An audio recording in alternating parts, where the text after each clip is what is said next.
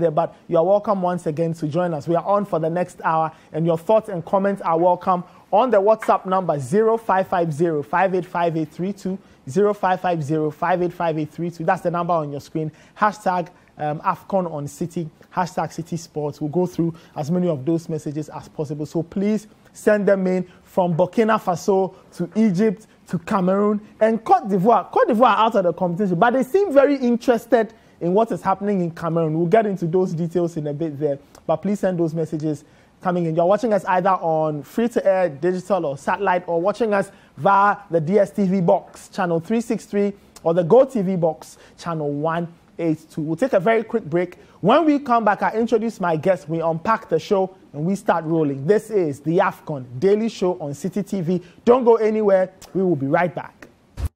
Welcome back. This is the AFCON Daily Show on Citi TV. I'm Nathan Kwa. Let me introduce my wingman, Fento Tahiru, with the checkered, is it checkered? I don't know what type of this is, but you get what I mean, yeah. Yes. With the shirt, the blue shirt. Yeah, man. Daniel Kranting, hello. Hi, Nathan. Everything cheesy? I'm very good. All right, and Susu Graham on the touch, hello. Hi. You're good? Excellent. Oh, man. Let's get into the second semi-final. And it ended goalless after 120 minutes. It was settled via the penalty spot. And in the end, it was the Pharaohs. The Pharaohs reigned supreme on the night. They conquered the Lions and they beat them into submission via the penalty shootout. And what did my notes say? Pharaohs make Lions pay the penalty. I saw that somewhere. But there you have it, guys. First chance hitting the bar there. And at this point, anybody supporting Egypt probably must have been very worried that this was going to be a very, very dangerous evening for them. Did you guys have the same thoughts? Yeah, I thought it was a game of two halves, to be honest, especially the regulation time. Cameroon were the better team in the first half. They created the better opportunities, put Egypt under a lot of pressure, hit the post, of course, came close to scoring on many occasions. Gabaski was at his best. Then in the second half, things sort of changed a little bit. Egypt had the better opportunities, they had the better openings. That Salah chance you saw there, the clearest of them all, probably should have scored. And then once he went into extra time... And there was this chance too. It was a very, very good long-range shot. It was. And then once they went into extra time, I think both teams basically started to play for the shootout. Especially from Egypt's point of view, you could just tell that they were going to be the happier team if this headed into a penalty shootout. And in the end, it went into a penalty shootout. Their goalkeeper, Gabaski, like he did in the game against Cote d'Ivoire, he chooses one side and dives there the whole penalty shootout. And somehow the Cameroonians still missed, and the quality of their kicks were very poor. And yesterday again was another keen reminder to all of us that that penalty shootout is not a lottery. It's not a game of chance. It's not 50-50. It's not an issue of we were unlucky and it can go either way. No, it cannot. You can't play such poor kicks and expect to win from Cameroon's point of view. Egypt clearly did their homework. This was the only good penalty that they took, the only one they scored. Brilliantly done. The rest of them were just awful. And you can tell that Egypt, Carlos Queiroz also knew what he was doing. Look at Zizou. He was brought on with 2 minutes to the end of the extra time, specifically to take a penalty. And he took a very good one. We sat here and we praised his penalty against Cote d'Ivoire. He's coming. We had the composure, finished the game, probably took the best penalty amongst the rest of them. And in the end, they didn't need this man to even score the winner because Cameroon basically just handed it out to them. But I think it was a very good game of football, enthralling throughout the whole 120 minutes. And Egypt, in a knockout phase, have yet to win a game in regulation time. And to think that their two previous knockout games both went into extra time, and to still have the legs to go the miles they went, and to do that with all of the injuries that they also have, and also having their head coach sent off. I mean, it was just basically doing it against the odds for Egypt, and they prevailed, and I'm very happy for them. Dana, did it play out the way you wanted? I know you wanted the Egyptian win. Were you disappointed it wasn't settled in 90 or 120? No, yesterday I was quite clear that if Egypt was going to win, I was sure this game was going to go into extra time or penalties.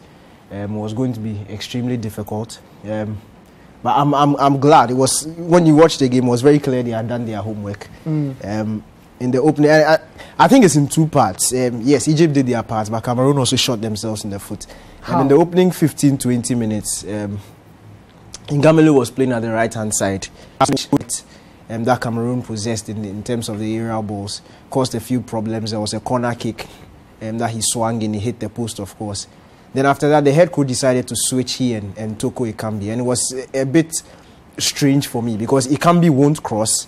He wanted to link up with Abubakar. And what that did was that it was drawing Abubakar away from the box and just making it very easy for Egypt to defend. And when the ball went to the other side in Tolo and Ngamelu, who was now playing on that side, that split second where Ngamelu has to cut on to his right foot before crossing the ball, he always made Egypt easily regroup and stop the crosses in. So then, if you noticed, after the first 15-20 minutes where it looked like Cameroon were threatening, dominating possession and threatening, after that, it all just fizzled out. They were having the ball, but they were not necessarily testing the goalkeeper. And Egypt just grew more comfortable and comfortable. So that's why I said this in two parts. Before then, you could tell that Egypt were doing their job. You can do it, but there are still some one or two situations where you'll be found wanting. And unfortunately for Cameroon, they were not able to capitalize. But the Egyptians have shown, look, the race is not for the swift. They scored 4 goals in the entire competition, conceded 2 by the end of the final. I said at the beginning of the competition, the most difficult part of this competition is the group stages. Once you qualify, it is one game at a time, and anything can happen. It's game plan after game. You never know what is going to happen. Some teams went into the knockout rounds as favorites. They start in the first half, they have a red card. All of a sudden, game plan is blown out of the window. They are out of the competition. Anything can happen. So, once they were able to navigate that turn in the group stages, you could tell that they were a match for anybody in the round of 16 against Cote d'Ivoire. Similar game plan as you saw yesterday. Defended very well. Were threatening on the counter-attack opportunities. And I think even in yesterday's game, I don't think it would be fair. Yes, Cameroon had the ball, but I feel the more dangerous situations from the second half to extra time were created by Egypt. You look at that Salah chance and that last minute Ramadan Sobi chance where he had the ball and he hit the ball across the face of the goal. It just needed a touch. Anybody touched it, and that's the end of the game. And you could tell, that the Egyptians were way more threatening when they had the ball. They had a clear-cut plan as to what to do with the ball when they had it going forward. And that was what was wanting from the Cameroonians' point of view. They just had the ball. It was, again, noisy possession. They were not necessarily doing anything with it. And that was very problematic. But something I need to praise Carlos Queiroz for, everybody who was doing their pre-tournament lineup or pre-match lineup for Egypt usually mentioned Sobi and Trezeguet. And I'm really happy he has not started them in, because look, their decision making, they are one or two of the most frustrating players to watch. Because you know the ability they have, and you are just if you could just think, just a few more seconds, the whole situation could have easily been different. Because that Ramadan Sobi chance, if you have the opportunity to watch it again, he picked up the ball. When he went past his man, he had an opportunity to look up and think as to who he was going to hit the ball to. Salah had pulled back, waiting for a cutback. 3 Egyptian players had moved into the 6-yard box, waiting for him. And he just fired it across and hoping that one of them would touch it. And you see, when it comes to situations like that, that's when you need classy players to be able to think under pressure and just pick the pass. It was an easy pass to pick. I think this was what you were talking about. This was it. So he does beat his man. Now he has his opportunity. And he just fires it across. And you could see he wasn't necessarily picking up anybody. 3 guys had gone in. If he had taken his time, Salah had come for a pullback. Think about it. Even at that angle, he probably could have tried to beat Onana. That would have been a little daring. A bit too harsh in my opinion. But I could agree. Flew in between Egyptian players. So he put. Because my opinion is that usually when it comes to this situation, just put it in the danger zone. Like Daniel said earlier in his ambition, any touch from anybody, even be from a Cameroonian player, and it could be a goal. I get it. Don't put it high. Too much. Nice. It was almost like he was. So that's the only thing. Yes. My only concern is the pace on the ball, the power behind the ball. Otherwise, I even think that. Who remembers? Because look, it flew between Egyptian players. Goal against Senegal in the 06 AFCON. Yeah, I remember. that's at this point, Andre Onana is in two minds. He's probably wondering, what's this guy going to do? Is he going to shoot? Is he going to? I think he probably could have dared to beat Onana from here. It could have worked, but maybe that's a low risk chance. I wanted to say I disagree with the power pass. I think in that situation, your first priority should be making sure the keeper is not tame enough for the keeper to catch the ball. So that's why you have to hit it hard so it goes past the keeper and hope for the best. And if you're not aiming for someone, because like Fen said, he didn't necessarily aim for someone. He kind of was putting across, hoping that someone will get a touch. If you're aiming for someone, it's a difference. You have to get the weight right. But if you're in a situation where you're just like, look, the keeper is there, I just don't want the keeper to catch you, you have to hit it hard. So I think it's about what you decide to do. But it goes back to what Daniel said. If he was maybe a better decision maker, he might have looked up and said that, look, I can see Salah is kind of pulling back. Or you can see Salah is not running. Yeah. Salah has stopped his run. And maybe I can see Salah is not running. Got into Salah. So maybe let me try and put it back there. I don't know. I'm just saying it's a possibility of what he could have done, because what he did was a bit aimless. He just said, I think what he was trying to do was... I guarantee you, Nathan, if he had gone for the shot and missed, we would have been here criticizing him for not picking up another white shirt. We get it. We understand that. The shot is a bit too extreme. I'm saying in that position, look, you have three players. And you could tell I'm sure he wanted to find anybody just get so the ball in. Hit it across. You see, I'm not saying hard. And Daniel made that point earlier. Like, in these situations, it's much better to even try and put the ball into the danger zone. Yes. And you see, the way the ball was moving away from goal. So any touch at all and it's back into goal. So, you know, and it's extra time. At this point, any goal wins it. You know, exactly. And besides, there's a lot going to, because usually players are not...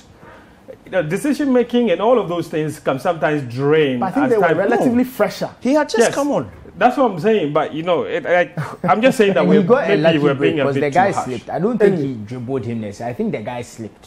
Well, because I noticed players were slipping on their turf. So I think the defender was a little dodgy, and then he got the chance. So let's deal with your numbers. What do the I'm dying to see the XG. Well, in this situation, Cameroon did have the XG advantage, so it was 1.2 to 0.3. But I think I just want to bring a small caveat. A chance like Sobi's chance and Saleh's chance won't get counted because a shot didn't happen. So those are very dangerous opportunities that because they did not result in shots, they won't be counted. So it's just to say that. So assuming those two had materialized into shots, Egypt would probably have exceeded Cameroon's definitely, because those were because I think there was another ball that was flashed across the face of goal where Egypt didn't do. It wasn't just Sobi, there was another one. I can't remember who it happened to.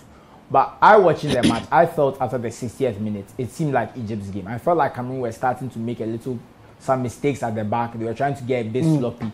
And I felt like Egypt were finding a lot of space. This is why Saleh's chance happened and a few other chances. But when you looked at the game, I don't think Cameroon controlled possession as much as we would think, because they only had 52% of possession compared to 47% for Egypt. They had 13 shots to 10, 6 on target to 4. So it wasn't like there was much of a difference. I think what we really saw a lot was a lot of crossing from Cameroon. So like Daniel mentioned earlier, we expected to see a lot of crosses. So they crossed the ball 30 times, Egypt 6, which was a huge disparity. They entered the penalty area 34 times, Egypt 13. And they didn't do much with it. So, but we did see Egypt defending deep. Because if you look at the recoveries, Cameroon recovered the ball 93 times, Egypt's 90. But if you notice, I'll put a number in brackets. That's the number of recoveries that happened in their team's final third. So you can see Egypt recovered the ball 53 times in their final third, compared to 38 for Cameroon. So Egypt did sit deep, try and break on a counter. And I think their game plan worked. I think if Salah had done a bit better without one-on-one, or Sobi had done a bit better, they would have won the game without having to go to penalties. We don't even have to talk about how poor the Cameroonian penalties are. I think we've all seen this. But I think, honestly, Gabaski, I think, had a good shootout. I think I didn't give him as much credit for the Ivory Coast penalty because of how poor Eric Bailly's penalty was. But I think even if you get 2 penalties, you still have to go the right way. You still have to save them. So I'll give him credit for this shootout. I think he did very well. But I think the Egyptian game plan worked. Okay. They rode the pressure and then they got the results. And then there was the picture of the tips in his water bottle. Look, do you know, my main problem with the Cameroonian, the quality of their penalty kicks, is that 10 minutes to the end of extra time, you could tell that both teams wanted to play for penalties. Okay. So if you are going to spend the last 10 minutes keeping the ball and hoping for a penalty shootout, then you should have quality takers and quality kicks. In fact, be preparing to give us quality takers and quality kicks. You can't show up. When Ingie walked, I tweeted he was going to hit the ball out. We know him. Like, I don't... There was a picture, guys, there was a picture of... there's a video, I was watching it. When... who was it? I think the first Cameroonian miss. The first Cameroonian player to miss. The defender. So the camera cuts to the huddle, the Cameroonian huddle, and you could tell in Jay's face that he looked like he didn't want to be there. He just looked absolutely dejected, even before he had even taken his own kick. He looked frightened, actually. There was a petition. There was a petition after the Gambia game that Injay should never wear the Cameroonian jersey because he missed a very clear-cut opportunity in that game to make it 3-0 or so. But I agree. And yesterday I tweeted about it. It's just, I think that period where, I think if anybody did their homework, it looks like Gabaski, every time there's a shootout, he chooses a side and he sticks to it. There's been 2 shootouts now where it's become apparent that when he dives first for the first kick, that's where he dives for the rest of the kick. The interesting thing, for the fourth kick, he actually dived, he changed his direction, and Injay played it wide. For the fourth and final. This is Injay's kick. So he changed his direction for this one. That was the only one he didn't go to that side. But Injay played it wide anyway, so... And he had also gone into the left-hand side where he had been diving. So that was a good... the idea was good from Injay. Unfortunately, he can't even get a target from 12 yards. And I think, listen, I can feel the pain and the anger from the host nation and all of that. But I think yesterday I saw the Cameroonians on Twitter. He said, this is the worst indomitable Lions team they have ever seen. No desire, no talent, nothing. Oh, wow. You're just being a bit too harsh. But because to be honest, I look at this Cameroonian team and I think if there are players, there's quite a number of players there that will go out of this competition with their heads held high. True. Collins fine. And even Tolo, for example, on the left-hand side. I think those two have been brilliant. Even in the 120th minute, Collins Fire was still playing like the game had just started. An absolute machine. And you see, football just has a way of knocking sense into your head. Those comments from Abu Bakar on Salah, it just appeared, like just reading the comments alone, everything just told you that this guy is going to lose. It's just like it's going to happen. It would have been a bit more epic if he had missed his kick. Imagine that would have been Salah had scored. That would have been deadly. But but for me though, the interesting bit is the reaction from Cote d'Ivoire. I've seen all kinds of parties in Abidjan. Yeah, the only one seeing them. Yeah, I haven't seen them. I don't understand. Last night you go looking for them, so you find them. I mean, those are his enemies. Last night, a former student of mine who's Ivorian got in touch with me and was absolutely thrilled that the Cameroonians had lost. As to where this rivalry is from. I saw something on Wikipedia about a rivalry. I'll have to go and check. No, I think it's from 2006. Cote d'Ivoire beat them to qualification. 2006. It's happened again. Cote d'Ivoire, Cameroon beat them to World Cup. And then Cameroon beat them to World Cup playoff place for 2022. So, but I think the beginning of this rivalry came from 2006. They were in the same group for the World Cup qualifiers.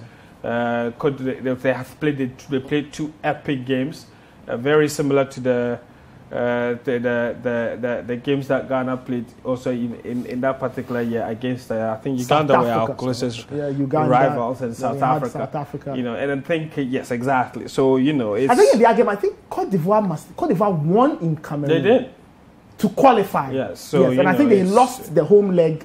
So and before that, you see the thing is, and why it was so painful is that before that Cameroon had practically been to all the World Cup tournaments from 1990, 1990, Italia 90, they were there. USA 94, they were there. France 98 in France. So Japan, Korea, they were there. Exactly. So it's so I think that's probably where that rivalry comes from. But it's good. We like these West African rivalries. So even though maybe some of you say Cameroon are technically not West African. All right. It's good for football. It is. I mean, I don't know what you make of the final or the semi-final between Egypt and Cameroon. Send us your thoughts on the number 0550-585832. This is the AFCON Daily Show. We'll take a quick break. When we come back, we have a couple of things to do. Do some trivia. We'll preview the 3rd and 4th place playoff. and then we'll look at the final a little later in the show. We'll be right back. Don't go anywhere. Welcome back. This is the AFCON Daily Show on Citi TV. Let's get into some trivia. Let's have the questions there, and then we or the trivia. Let's look at that quite quickly. Okay, interesting. Does anybody want to answer? How many times has Egypt been in a penalty shootout in the ongoing AFCON? How many? How many what? In this AFCON? In this AFCON? Oh, it's 2. 2, okay. It's not for us to answer now. Okay, so the viewers should send in their answers. Okay. No, be so. So the viewers. Then you go and ask. See, the examiner is answering the questions. How is it the examiner? I was involved today. Okay. The second question. This one is not for the guys in the studio. It's for our viewers. So if you know the answer, please send us the answer. How many West African countries made it to the semi-finals of the AFCON 2021? So if you know the answer, please send us the answer on the WhatsApp number on your screen, 0550 585832. 0550 585832. That is that's the number for our trivia.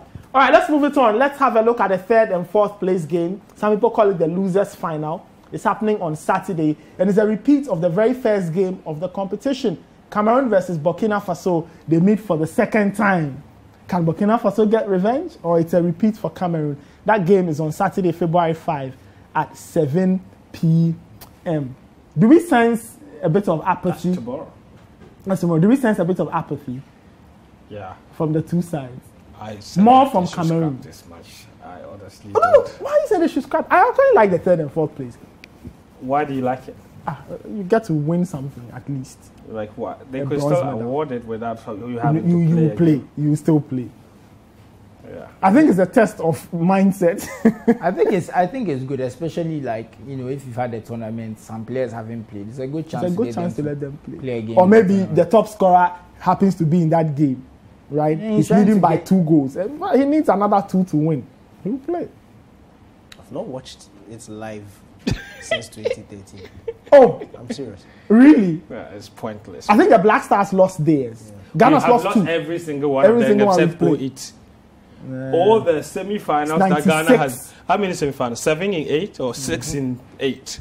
Yeah, 6 in 7. I remember 96. The last 8. Yes. Yeah, yes. So exactly. 6 in 8. 96. Ghana is being involved in 3rd place playoff exactly 6 times. They've only won 1. So we lost to Zambia in 96, I remember. We've lost to Mali twice. Mali was like, I want to say 2012. What? 2012, we lost the 3rd place. Yeah, Mali. Yes, to Mali. And then lost again to 2017. No. Yeah, we lost to them twice. I'm telling you that Ghana has been to 6 semi-finals in 8 AFCONs. Yes. And they've only won the 3rd place match once. The Ivory Coast one. Yes. That's 4-2 against Cote d'Ivoire. All right, let's focus on this one. Do you think the Cameroonians will make changes? Of course, everyone has to make changes. And like Susu said, maybe that's the only good thing about this. Give other players the opportunity to play. But those that have something to fight for, like top scorer, you absolutely expect them to go and play. The Burkinabés, I think that's the thing. But Burkinabés will want it more because I think for them, who have never won the AFCON, maybe a 3rd place might seem a bit more consolatory compared to people like someone like Cameroon, obviously. But Cameroon too are playing at home, and they have their home fans watching. So obviously they want to give them something to smile about as well. So I can see a lot of competition in this particular game, and even though I expect to see some changes, I still expect it to be highly competitive, because obviously the home nation doesn't want to lose twice in the space of 3 days. And Burkina Faso, when I listened to the players speak after that semi-final defeat to Senegal, they obviously want to win this 3rd place game. So I think that by and large, given all of the circumstances, it will be a cracking game of football. If it was some 2 other teams involved, for example, Senegal, if Senegal and Egypt were playing in a 3rd place playoff, I would absolutely expect nobody to give any 2 fingers about it. But, we all know that's not what you were going to say. But we'll accept that anyway. But like I said, the home nation being involved in front of their home fans, you don't want that. And then obviously Burkina Faso, given their history, given their pedigree, given all of what's happening even back home, and what win can do for that one to win. Who are you tipping? I think the fire will stem from the fact that both teams have played each other in the first game. So it's a sort of a revenge for Burkina Faso. They would have felt that in that first game, but for the 2 penalties, they should have been able to beat Cameroon. The Cameroonians will also want to put a smile back on the the faces of their fans after the disappointing shootout defeat against Egypt. So I think that's where to stem from. And also the individual performances. It's going to be a very interesting decision from the head coach, because Abubakar leads Toko Ekambi by 1 goal. Somebody like Choupo-Moting has been sitting on the bench, and he also at least wants to get some minutes in this one. So is he going to replace one of them with Choupo-Moting, or he's going to allow the 3 players to play together, or he's going to let Choupo-Moting keep sitting on the bench? And it will be very surprising for me, because even yesterday, when he started making the changes for the penalty shootouts, I was asking myself why he wasn't bringing Choupo-Moting on, because we know he's a penalty taker. We know he has the experience. He's been in these situations and time again, so he understands the temperament too in these situations. But yeah, I just feel, look, Saturday's game, we try and talk it up, but both teams would have preferred that they to play in the final. But it is what it is. I still think there's still quite a lot to play for. As Fen said, everybody wants to finish on a high, and I think that's where the competitiveness will stem from, and also the fact that the goal-kicking race is also still ongoing. Okay, interesting. 11 goals between Toko Ekambi and Vincent Abubakar. Susu, any thoughts? I mean, I'm sure, you know. I'll just drop the head-to-head for the people the updated head-to-head. They might want to do some investing. Maybe that might be useful to them. I mean, they've played 10 times. Cameroon have won 5. They've drawn 4. Burkina Faso have a solitary win. And none of them has come at an AFCON. So I think the AFCON record favors Cameroon. But hopefully, so maybe that might be some fire in Burkina Faso's belly. We've never beaten Cameroon at an AFCON. I think the only win was in a friendly. So it might be something to ginger them up and go for the win. So I think that might be something on their minds. So. Okay. And I hear their coach is a former police chief. So maybe he'll whip his boys into shape and say, look, You've lost one. You've lost against them once. Don't do it again. So, are we expecting Dango? But Dango a straight red card. I think he's missing 2 games. Right. So I don't think he's playing in this one. That means Bertrand Traoré has to play again. He has to play again. Yeah. Look, I'm sure the Burkinabés love him. I'm sure they get equally frustrated. Look, he's a star player, whether you like it or not. I don't think they are. You see, they are not like Ghana. They don't have options. They don't have options. He's their star. So if he has a bad day, they understand. And they just hope that in the following game he's able to produce his best. But look, I think it would be quite unfair to because look, if you look at him in the entirety of the competition, he's been brilliant. Oh, he has. He's been sensational. It's just that one match that they would have hoped that his quality would have come to bear. It didn't. But there is always another chance for him to do that, and I'm sure he'll be looking at this Cameroon game as an opportunity to at least personally to end this competition on a high. Alrighty, let's move it on. Let's talk about the final, Egypt versus Senegal. That's on Sunday, and it's for the right to be either first-time winners of an AFCON or 8th-time winners of an AFCON. Is it Sunday though? It's Sunday. Is it though? The prophecy. The Egyptians say they want the game moved to Monday. How ridiculous is that? Because they say that Senegal have had 1 extra day of rest and they have it. So they have petitioned CAF to put the game to Monday. We all know that's ridiculous and it's not going to happen. I mean, they petitioned for the referee to be changed and it didn't work. I think Egypt, they have a penchant for filing petitions. I think they must have some lawyer on the technical team who wants to use his pen. Before we talk about the final, I just think yesterday I was extremely disappointed in referee Gassama. Yes. Extremely. Let's okay, how so? He's a very experienced referee. CAF referee of the year 2016. Look, top guy. You understand the emotions of the game. Yes. It is not every time he has every right to be frustrated. And he had a case and he was making his case to the 4th official. You don't issue a yellow card and when you hear his voice again and you get up and issue it. For me, it was very unnecessary. Look, we've seen You mean the red card to Carlos Queiroz? Yes, It was unnecessary I thought for me. it was over. And even the red card to Guma, the yellow card to go, it didn't make sense to me. They are obviously frustrated, and they have every right to be frustrated. It's a semi-final, for goodness sake. There's a lot at stake, and I always say, top referees always understand the emotions of the game. You know what the coaches and the players are going through. So when things like this are happening, you give him he just came and flashed at you, because you are the boss. No, you don't do things like that. And it was a complete contrast from what we saw. I actually disagree. But to be fair to him, Carlos Queiroz from minute 1, right? He was all over the place. He was screaming at the fourth official at any given second. He was protesting every single decision. And like you said, you have a right to complain, but I think you also need to be a bit more composed in the situation. You know, I'm not saying that you can't be frustrated. You can be, but I don't think that it is appropriate for you to start from. And yesterday, people were tweeting about it that Carlos Queiroz has started early, and he started right from the very first minute, and he was going at it. So I can understand the first yellow card, sort of. Maybe the red card. Maybe. You see, my point is because he needed a warning. You go to him. Find out. Carlos Queiroz, exactly. Look, it's getting. But Carlos Queiroz, he needed that. He needed a warning because yesterday he was very indisciplined. I understand. Nobody is doubting that. I just think that referee Gassama, like Daniel said, and I agree with Daniel on this. Referee Gassama should have understood. This is an AFCON semi-final. Understand the emotion. I'm not saying that do not keep people in check. But you see, an understanding of the situation will also keep everybody it will keep everybody calm, knowing that look, this man knows what he's saying. He understands how we feel. And at a point, I'm sure they would have reined themselves in. And look at the halftime protest from the Egyptians. What was that about? Actually, I disagree with all of that. Yeah. I feel like, is it like the the halftime Cameroonians it was so didn't uncalled care? for. I feel like did the Cameroonians not care that they went shouting and raving and ranting at the referee? They also were the incident that had Carlos Queiroz sent off. He had a case. His player got elbowed. He got elbowed. We saw it. So why shouldn't he complain? No, but my issue is that they clearly elbowed him. The linesman saw it, and he was making his case to the linesman. Last man wasn't saying anything, so he had every right to scream. But we are saying that we all know the emotions and stuff. There were different decisions that the Cameroonians disagreed with.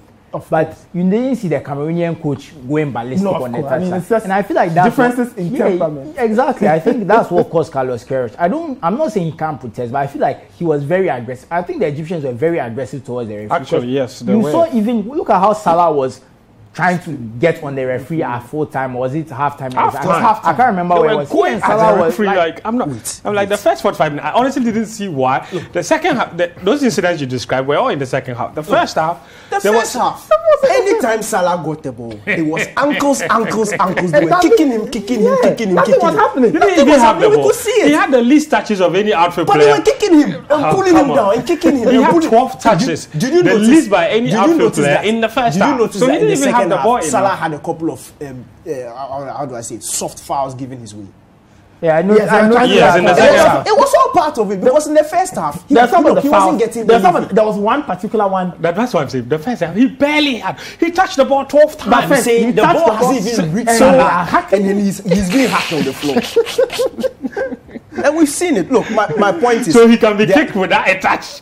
He can be. We saw it. My point is, look, you know that, first of all, the game wasn't decided yet. Referee Papa Gassama. You and I disagree. Carlos Queiroz deserved it. As a coach of so much experience, you should have known better. We all get that you get frustrated, but you are so experienced and you know that match. Referee that match. That's one of the best. He would have handled it. That's one of the best. You call him, tell him that I understand what you are going through. I will not tolerate. Stop it. It's getting too much. If you do this again, I'll give you a warning. No, you don't just stand there. Tesema would have looked at it. My brother Carlos, calm down. Like he told Manny. He said, "My brother, Manny." He said, "Sergio, my brother, relax."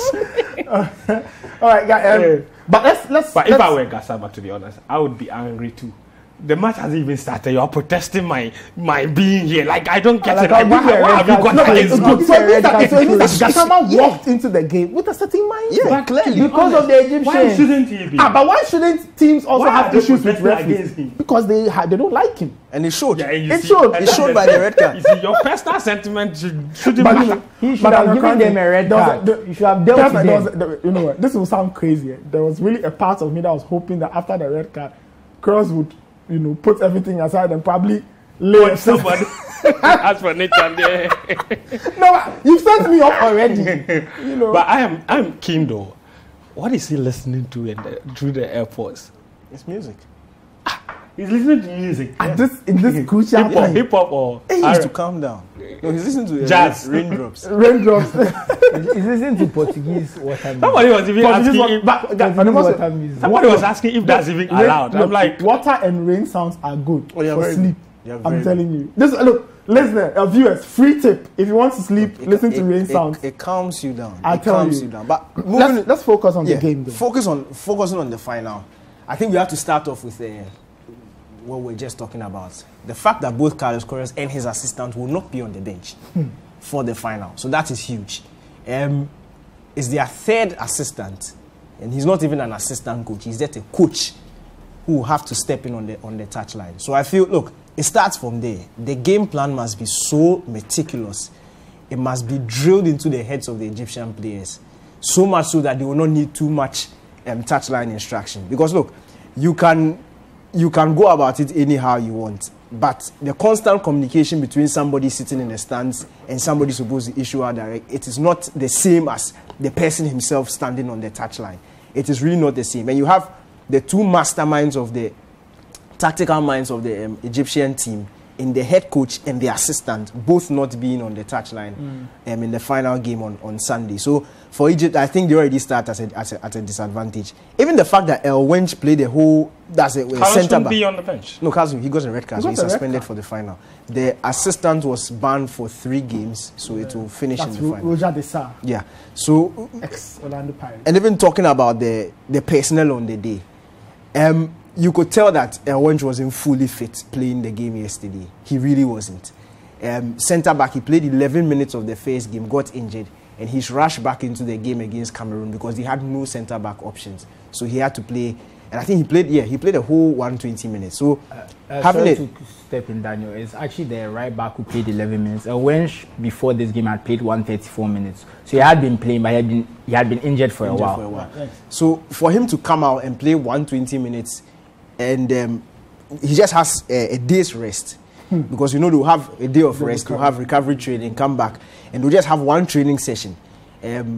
One training session in terms of tactical training, the game day training session. Look, it's going to be extremely difficult for Egypt. Unless they already anticipated that they were going to reach the final and they probably had started preparing for Senegal. It's going to be very, very difficult for them. But I still feel, look, they are a solid side. And I said it the day we were talking about styles. It is easier for me to be able to grasp a game plan that is premised on defending than for you to grasp a game plan that is premised on free-flowing attacking football. That can be very difficult to maintain balance. But the way the Senegalese play, I feel it is the same game plan that Egypt need to go into. Okay. With what they did against Cameroon. The ending part of the Côte d'Ivoire game. Defend extremely well. They don't really need to worry about crosses because the Senegalese strikers are not the tallest. They can easily deal with them. But it's the interplay with between the Senegalese forwards, their movement and manage dropping deep, link up play. It can be very difficult and very tricky to handle. So you need to maintain your shape, be very concentrated. And once again, once you have Mohamed Salah up front, you could easily get a goal. All right, let's have a look at how the two teams made it to the final. So we start off with Senegal. They beat Zimbabwe by 1-0. Didn't score again in the group stage. 2 goalless games with Guinea and Malawi. They beat Cape Verde 2-0. Beat Equatorial Guinea 3-1. Beat Burkina Faso 3-1 in the semis. And now they are in the final. Sorry, let's have a look at the Egyptian path. They lost 1-0 to Nigeria. At this point, a lot of people were worried for them. Then they beat Guinea-Bissau. Then they beat Sudan. Then they beat Cote d'Ivoire on penalties. Beat Morocco 2-1. And beat the host Cameroon on penalties as well. Friends, let's talk a bit about Senegal. They were in the last AFCON final. Conceded very early. They couldn't break the Algerians down. Do you think that will scar them? Do you think now in this final they will try and do the reverse? Hold on, be compact, and then see what they can do on the break? Yeah, I think the key to Senegal winning this final will be to score first. Because they score first, all of the game plan of Egypt is out the window.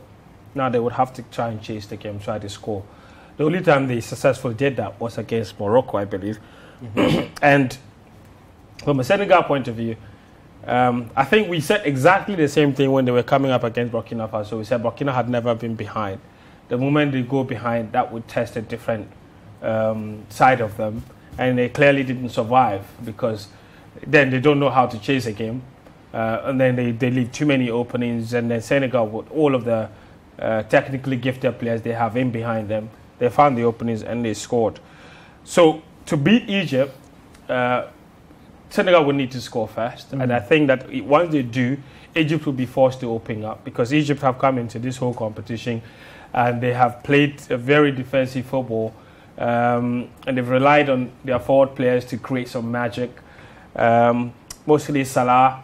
And then, you know, at the end of the day, they have found winnings from the penalty spot in games where they haven't been able to score. So that definitely looks like a strategy that works for them. But that strategy, I think, will be completely scuppered if Senegal can't score first.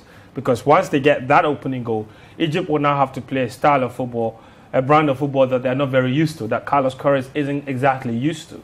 And I think that would play into Senegal's hands, that they can find the openings. And Senegal have got players that have come into good form at a really good time in the competition.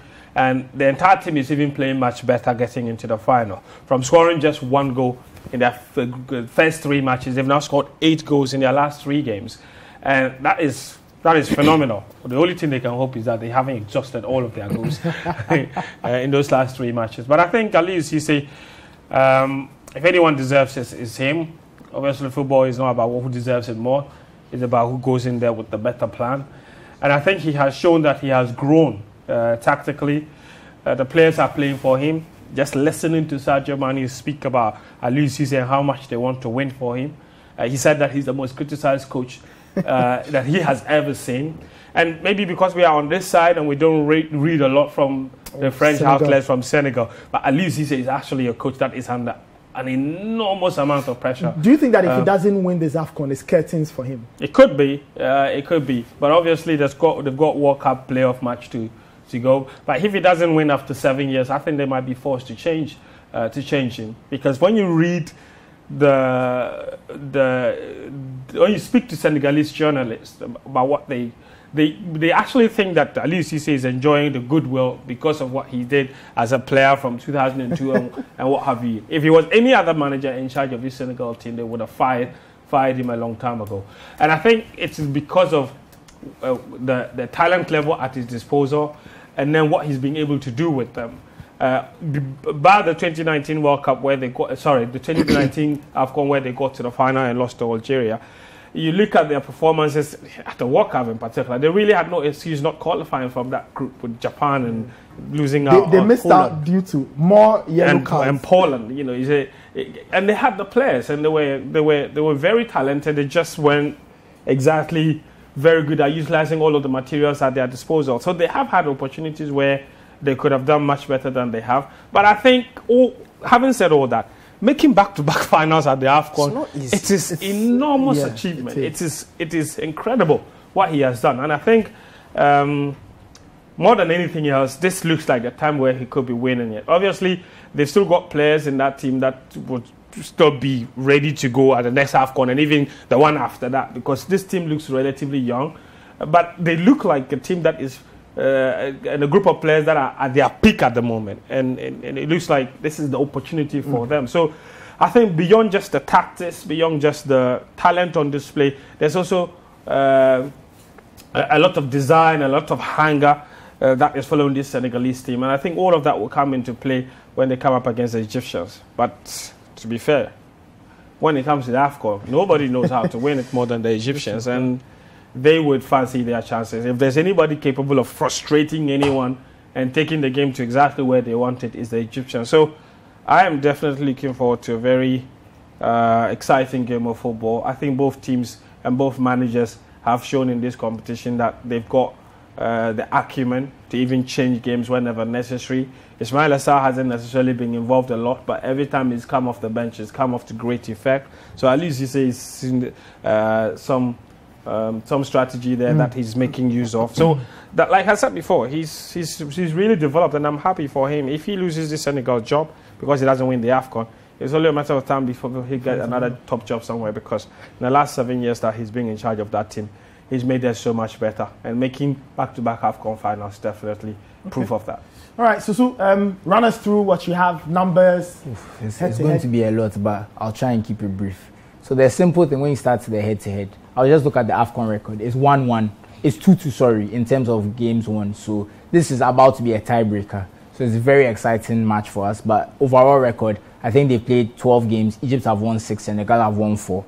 Now let me get into the play style. So this has been updated. This was just before the semi-final started. And you can see that Egypt have now moved out from the slow and intricate to just on the line to where the direct teams are. So it shows the change in style. They've been sitting back. So they are no longer considered a possession team by the kind of map out of the thing. So if you can see Egypt's right over here, right there. So you see they are right on the line. And you can see Senegal are still in the slow and intricate. So you can see Cameroon all the way here, as they were the top passing side in the knockout stage. They really got the ball down, they were playing. But they lost to Egypt, who are right here on the line, almost direct. But I want to go more in depth into the teams. Okay. I think I noticed some very concerning figures on Egypt's part. So this is Egypt's defending. They've conceded 2 goals. But if you notice, the XG is 6.5. So they are conceding a lot of high quality chances, but they are not going in. And I think that's to do with Gabaski and El Shanawi. Because if you remember a few days ago, we spoke about especially El Shanawi, how his goalkeeping, and in terms of the goals he stopped and saved, is one of the highest in the competition. So I think their goalkeeping has really helped them. But they have to be wary of the chances they give away despite defending deep. So I think that's a real worry. And if you look at their offense, they are also not taking as many chances as they should. So they've scored 4 goals over 6.4 XG. So they are underperforming on both sides of the ball, which is a real concern. But the defensive deficiency, a difference of 4 goals, is very high. And I don't know if that 4 goals will come back and bite, because the way they are defending means they are giving up chances. Then you compare to Senegal, who've conceded 2 goals on an XG of 3. So, and if you notice, there's a lot less shots conceded. So if you go back here, 68 shots to 45. And you can see a lot less in the box. Then when you go to Senegal's finishing, they've scored 9 goals from 9.8 XG. So not only are they creating more, they are a bit more efficient with their chances. So these 2 factors make me really worry for Egypt. But luckily for Egypt, it's a 1-game thing. They might take it to penalties again and win. They don't necessarily need to play well. But if I look at the numbers, I can see why the spreadsheet favors Senegal. So, because Senegal, when you look at the numbers, they are the better team, quote unquote, because their XG difference is about 6.8.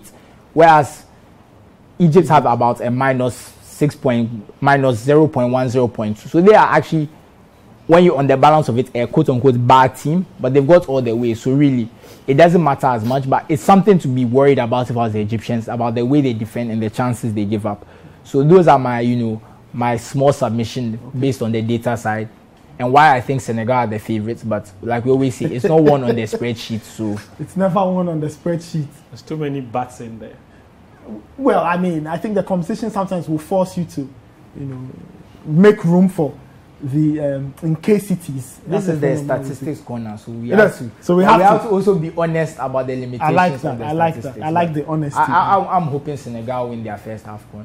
I think a third final to lose is a bit painful, and someone like Egypt who has 7 already, why are they so greedy? Maybe they should take an AFCON off and let someone win it. So. All right, we'll see what happens on Sunday in that final. We'll take a break. When we come back, a lot of your messages have come in. Plus, somebody's giving us some insight as to the issues between Côte d'Ivoire and Cameroon. I'll read a message from Abidjan. But I'll be right back. This is the AFCON Daily Show on Citi TV. Don't go anywhere. Welcome back. This is the AFCON Daily Show on Citi TV. Let me read some of your messages, then I take final thoughts from the guys. This one says, what made Egypt so optimistic they were going to win the shootout? Okay, it says, the guy with the head injury was my man of the match. Abubakar just proved to all of us he was playing against Minos in the group stage through the quarterfinals. Says, as a Liverpool fan, any way it goes will be a delight, but I hope Mane wins to heal the wounds from 2019. Interesting. Drew from Adenta says, I'm happy Egypt won. How I wish Salah went on Twitter after the match to tag Abubakar and say, I hope you are impressed. All right, Fent, your friend is here, Gameli, aka Monkey Man. He says, good afternoon, or bless up the fearsome foursome. Good to see the original quartet on the last show. He says, Rastaman Cisse just has to win this AFCON. And he says, check this out, Daniel. Bless up the Dapper Fento. Regards from the old lady. God bless your mother. Hey. Why do something excite Nathan? I don't get it. Dero from Derma. The name, you know the name Derma, right? You're behaving like. Let's go see. He's behaving like Thomas Muller now. Does the name Derma ring a bell? You're trying to explain the joke. He doesn't. No, I'm just asking if you get the name. We Derma. don't get Okay, it. that's okay. Please move I on. call it Kojajiman. That's where he's from. Derma. Okay. The person says Senegal we will win the absolutely AFCON. don't need, but thank you. Elizabeth from Accra says, I'm happy Egypt won. Now, my two Liverpool guys, Mane and Salah, will go head to head. Okay. Senegal will beat Egypt 2-0. That's somebody's prediction. The Egyptians made my day by overcoming Cameroon. And then this message says, you gentlemen are looking awesome. Thank you. So we accept. That's from Nina Malay. Can I say Nina Malay from the Oti region? Lille Mané. It's not Lille, it's Nina. Nina. Okay. Yeah, Nina. From Oti region. From Oti region. We have Mina Passa. from Oti region. She's from Passa. Okay, let me go to the message from Côte d'Ivoire. This is from Jean Aka. And he says, in French. No, it's in English. He says Translate it to French. Just read the message. It says, please, about our rivalry between us and Côte d'Ivoire, they tore our flag because we complain of poor organization, and that amounts to total disrespect to us. We are waiting for them in AFCON 2023. Why did that incident happen? The tearing of the flag? I don't know whether it was in Cameroon or a different one. It could be Cameroon if you read the message. All right. Okay, it says 3 West African countries made it to the semis. Between Egypt and Senegal, whoever wins should just pave way for the other in the World Cup playoffs. Seth from Tamale. I agree with him. You can't have both. You can't have both. Just take one. Why? Would you That's want a to good take question. one Why? if you were in their position? For me, if we don't qualify for the World Cup again, if we win AFCON, I'll be okay. You'll be fine. I'll die a happy man. All right, guys, let's wrap it up. So who's winning? Fence, who are you tipping? Senegal? Please, I've retired from predicting who wins matches at this AFCON. Okay. Granting? Or else I'll jinx it. Mohamed Salah. Mohamed Salah to lift the trophy. Okay. Anyway, Susu? I'm part of the money militia. So Sadio Mane for you. And when we win, I want them to play this clip on Monday. Yes, I was right. I'm that Someone said confident. today was our last show. You should remind them. No, of today's not our last show. We are back on Monday to review everything, goals, high points, low points, review the final, third place, and other stuff there. Anyway, that's our show. Thank you very much for watching. Thanks to Fen, Susu, and Daniel. Let's flash the answers to the questions we put up earlier. How many West African countries made it to the semis of this year's AFCON? 2. Senegal and Burkina Faso. So Clap for Susu. if you answered it another one right, he that's answered? fine. I think the other one is on. There was another question. Okay, I think Susu answered it. Nobody Susu answered. Nobody except Susu. I didn't know. All right, that's our show. It was for the fans. That's our show for today. Thank you very much for watching. We are back on Monday with the final episode of the AFCON Daily Show on Citi TV. My name is Nathan. Have a great weekend. Enjoy the final and the third place. We'll see you on Monday.